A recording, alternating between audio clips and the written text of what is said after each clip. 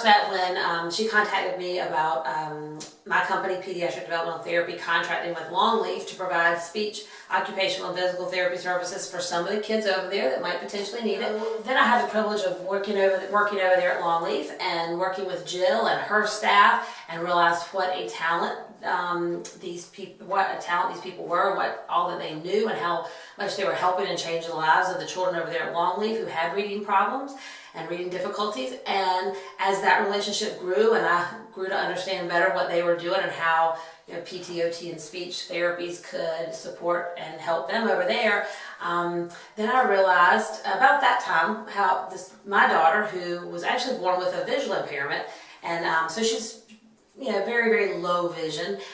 She was about that time finishing up, I think, 3rd grade, and I realized my child can't read. And it wasn't because she couldn't see the information, because I had blown the information up as big as the wall, and that wasn't helping her any. It's that she really couldn't read.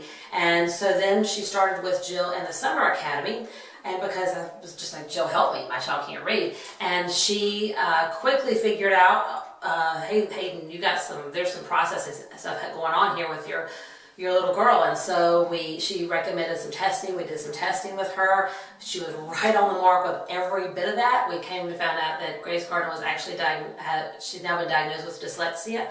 So she's low vision and she's dyslexic.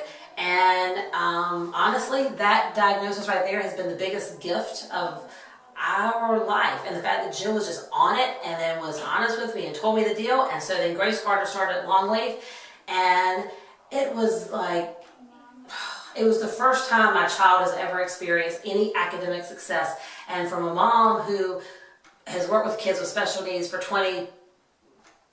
more than 20 years, it was a huge gift for her to be, number one, just welcomed at Longleaf in that environment, and to be successful, so that suddenly she could start to read. And she was, for the first time ever, successful with reading a word list, and then making sentences and reading a paragraph and being able to summarize the paragraph. We couldn't even do any of that prior to Jill working with her at Longleaf.